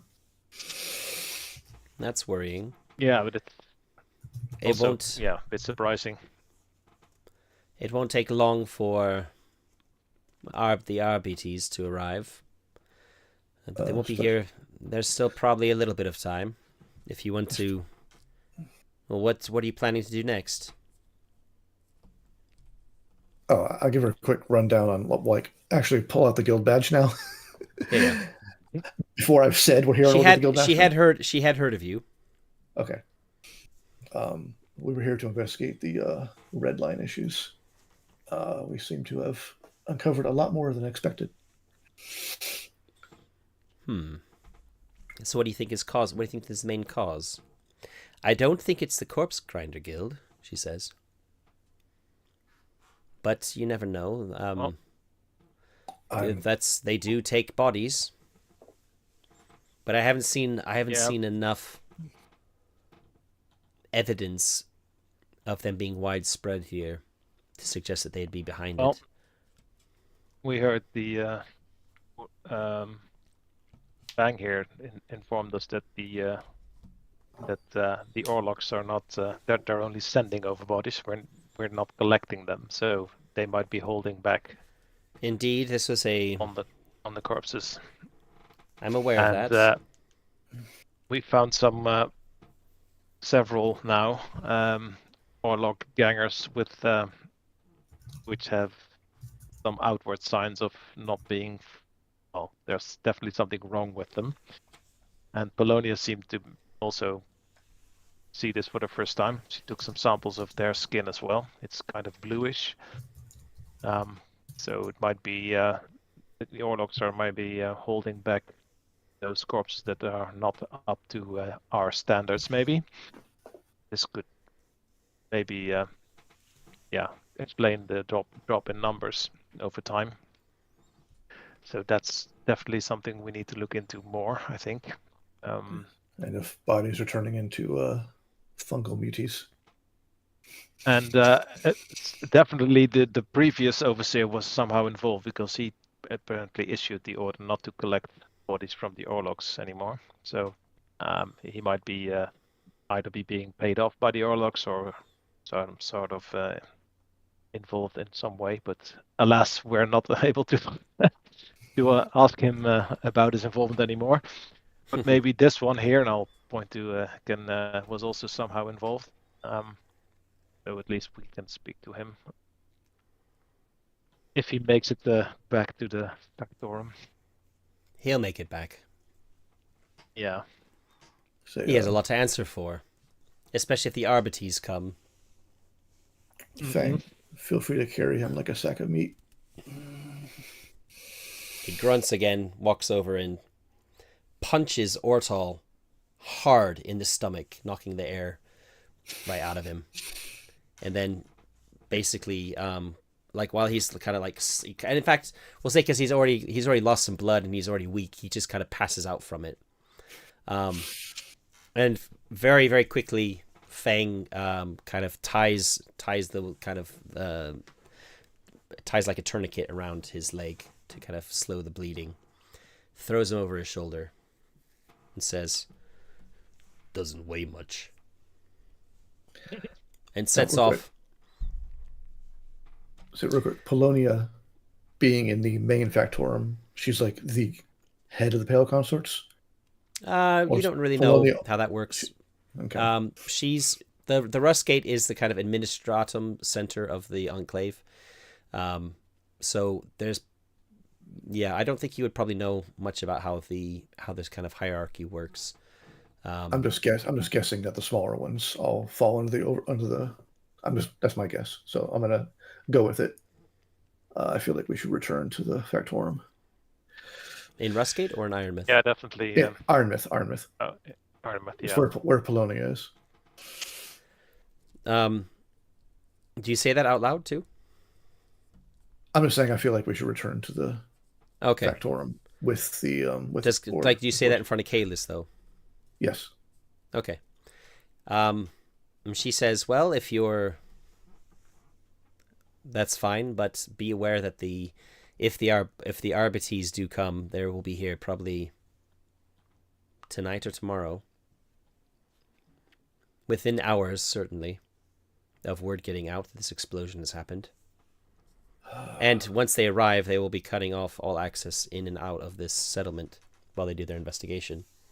So if you need to do any more investigating elsewhere, you might want to try and get out now. I'm going to ask her, to what extent do you think the grinder cult is pervasive within your factorum? Well, I hope it's nothing. I hope we've contained it now. I hope Fang is, as she watches Fang disappear down a side street. Fang didn't attack, and the cultists are not subtle, from what I've seen. Although they are... Well, that's not true. But basically, I'm going to ask, if Fang walks in the front door with Ortal tied over his back, is he going to last more than 10 steps? In your opinion? Ah, yes. That's a very good point. Yeah, I think maybe if we hurry after Fang and make sure that we get safely back to the Factorum and explain things. He's not going. He's not running or anything. Yeah, you can catch up to him. No, exactly. And then we can, because the Factorum is not too far from the edge of the settlement, so we can get out from there. Maybe make arrangements for some transport as well. Okay. And get out of Armagh because before it gets sealed off from the rest of the settlement, the enclave. Okay. All right. I'm gonna look at I've created some of this I'm kind of doing on the fly and making decisions on the fly. I've actually created a yes/no oracle, which I do a lot of solo games. So I just want to quickly consult the oracle macro that I've created here in Foundry to say, when you run to catch up with Fang, is he still there, visible? Because if he was a cultist, he probably would have taken Ortal and legged it somewhere, right? Yeah, probably, yeah. So, yeah, extreme no. I don't know if you can read that. So, you kind of go to catch up with Fang and he's nowhere to be seen. Okay. Which, Kalis just says, that's unfortunate. It is. Very. No wonder he was so eager to be off with Ortal. Yeah. Right, I'm gonna ask her. I thought we could rely on him after he did such a smashing job of killing the other. Well, he's a cultist, just trying to gain our trust. Maybe saw that the tide was turning and not in his favor. Yeah. That's going to be a problem. Okay. Well, somebody probably still needs to at least warn Polonia. Yes, I feel like. Yes. You definitely need She's to get into contact with her. She's a witch, but I hold no ill will against her. I think. I did say last session that I think I said last session that her trying to withhold some of the results, isn't necessarily coming from a devious place. Oh, no, yeah, I understand. Potentially trying to prevent the enclave and potentially the entire hive from being wiped out by an overzealous. Yeah, I remember getting that gift from her. Yeah. Or she could also be dodgy. I'm just saying. Could go either way. All right, I think we should kind of put a little mark in the sand here and bring this to a close. Yep. I guess, as always, let's just have a quick hear about what your thoughts are for the next session. So I can kind of just have a think about what to maybe plan for that. Well, I think staying here is probably going to mean I have to go deal with the Arbites at some point soon. And they might not really want to listen to any sort of explanation we might be able to offer. We might So like my thinking is we to see if there's Orlocks in other settlements that also are infected or it's spread beyond Ironmouth. So we could go back to main settlement or maybe Pipe Falls. Yeah, I feel like we should definitely go back. I'm not sure what. Yeah, I don't think there's much like to be gained by staying here. the Arbites, if they're investigating, are probably likely to have a presence in the kind of capital of the Enclave as well, in Rustgate. Just, I guess you might be aware of that. So there's probably going to be more than one of them coming. Yeah. I feel like we should. They're initially going to be looking at the Deadlock, attack. That's going to be their primary like concern at the moment. So, yeah. I definitely want to like go back to the Factorum and let Polonia know what's going on. Okay. Yeah. Because she may decide to be like, she may be like, Kaya, this is your place. Deal with it and walk out. Yeah. Okay. So we're kind of past the halfway point of this little mini campaign arc. So have a think of as well, like there's going to be a finite amount of time because I don't want this to be recording past Christmas. So at some point you're going to have to make a decision on what you're going to report back to the Guildmaster in terms of what's happening. Yep. Oh, we have stuff to report. Sure. I mean, you've got a little bit to report. You don't know how widespread some of this stuff is, right? I mean, we don't have to solve the problem. We're just here to report on what we found. Yeah. And we found a bit. Yeah. Yeah. Okay. Yeah, potentially worrisome things, but yeah. Yeah. Okay, so we'll end it there. Thanks so much. And yeah, thanks for watching, everyone, and we'll catch you next time. Bye. All right. Let's stop recording. Oh no, my recording wasn't. My recording button is pressed, but it looks like it stopped. No. That's not good. Oh boy. It's still streaming though, so that I can download the stream. Redo the session. Not corrupted. Redo the session. No. Huh? No. Let me just check what's happening here. Yeah, okay, it stopped. Definitely stopped the recording. Yeah, that didn't work out quite how I expected it to. What, the session? No, our hey, you take him out while I take her out. Yeah. My intent was to go in there with her and be like, I want to talk.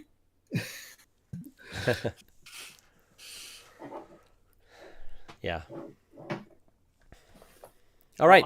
I need to take off. Took 6 damage there, so. Okay. I saw 4 wounds from last time. Oh wow, yeah. Yeah, you haven't really had time to downtime to Heal up. Or anything. It's been one thing after the other. After a good rest. Yeah. Yeah. It's not defined what a good rest is, but you get wounds equal to your toughness bonus. So, I would suggest we find somewhere to get this good rest. Yeah. But yeah. All right. For next time. So thanks so much, guys, and I guess you. our next session is in 2 weeks, right? So we're not doing 21st. Hold on, let me check that. No, we're not doing next week. Okay.